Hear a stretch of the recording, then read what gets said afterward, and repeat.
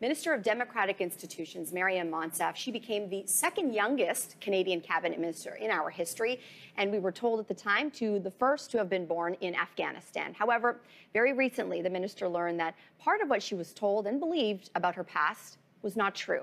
The Globe and Mail is reporting this morning that Maryam Monsef was not born in Afghanistan, but was actually born in Iran. She joins me now for this television exclusive here in studio. Welcome to your morning. Good morning. Good morning. So this information would rock anybody, certainly on a personal level, and we will get to that. You also happen to be a politician, a Canadian cabinet minister. So now, does that mean you have a passport with wrong information? Do you have a refugee status historically that has wrong information? I mean, what does this actually mean for you? Well, that's certainly the question that I've been asking myself the last few days is what does this actually mean? What has changed? And, you know, at first, when I took this information in about a week ago, I took it in as a Canadian citizen where, you know, it doesn't matter if your parents are a refugee, it doesn't matter if your parents are a permanent resident. If you're born on Canadian soil, you're a Canadian citizen. It's the ultimate lottery, I believe. So that's the lens that I took this all in when I first heard about it and thought, who am I? What is this about? What does this mean? And then a day or two later, I realized that that's actually a place of privilege.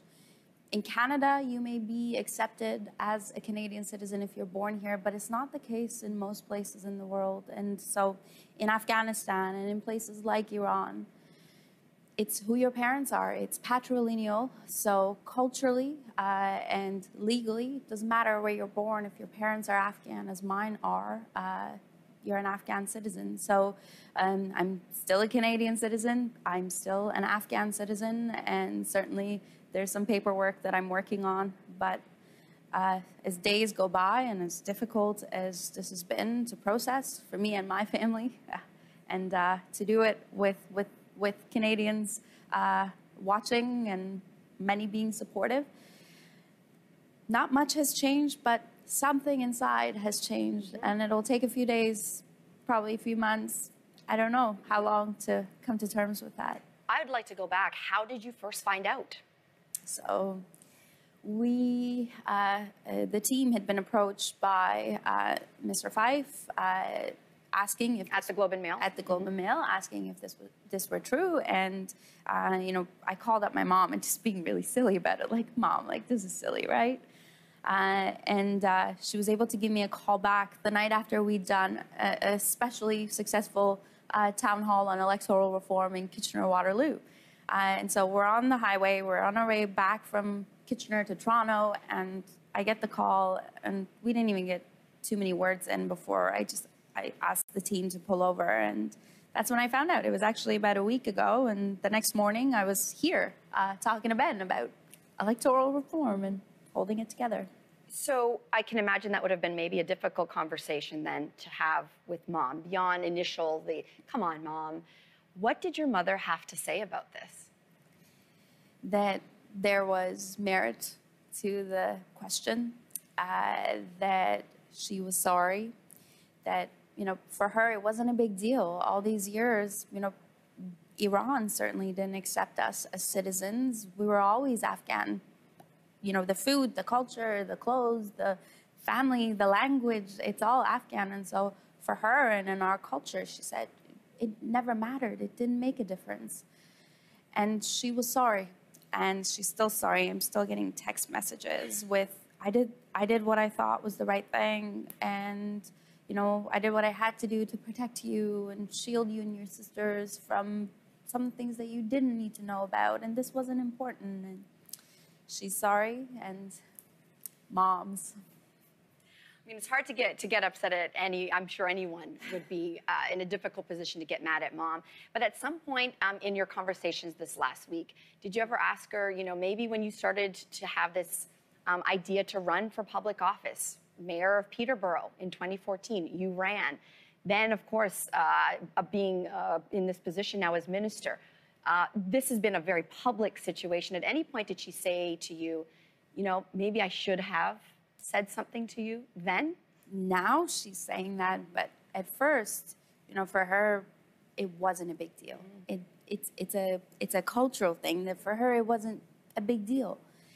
And I think that by the time she realized what this meant, she now understands how important it is to be that specific, to be that concise. And, you know, in the serious, awkward conversation we've had in the last couple of days, you know, she's explained how sorry she is. And there's been yelling in Dari, and there's been crying, and there's been, is this true? Is this true? Is this true? Mm-hmm.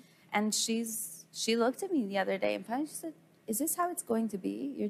Is this how it's going to be with everything? But, you know, at first I was mad at the story coming out.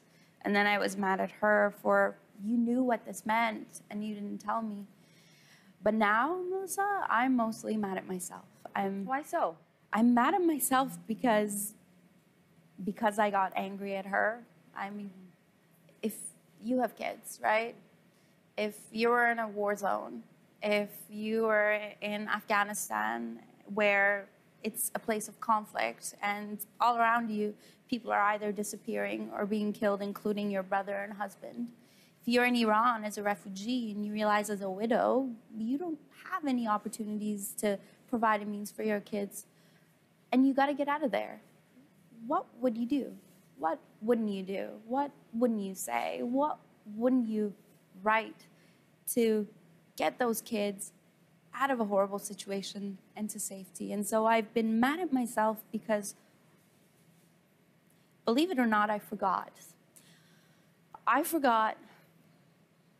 You tell your story so many times that it becomes a story and not your story. I forgot what we gave up to come here. I forgot what she gave up to come here. And now I'm discovering that all these years, she's been carrying burdens that I can't even imagine.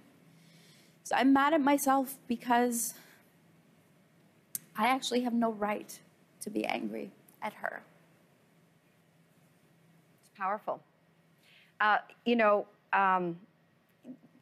This is a story today that, of course, everybody is talking about, but there is also a story about moving expenses with your partner. There is also talk with China, an extradition treaty. There's a lot of work that has to get done. Wait. I do not have a partner, and so who's this partner's moving expenses? No, I'm not partner. There's in your party. Okay. In your party. It's not an easy start to the fall session. So then this idea of how do you get to work? You have this personal, bombshell that you're managing, and you have to work. So how now do you power forward? I think I've picked up this trait from lots of other family members, including my mom. They don't talk about these things, right? They don't talk about what happened.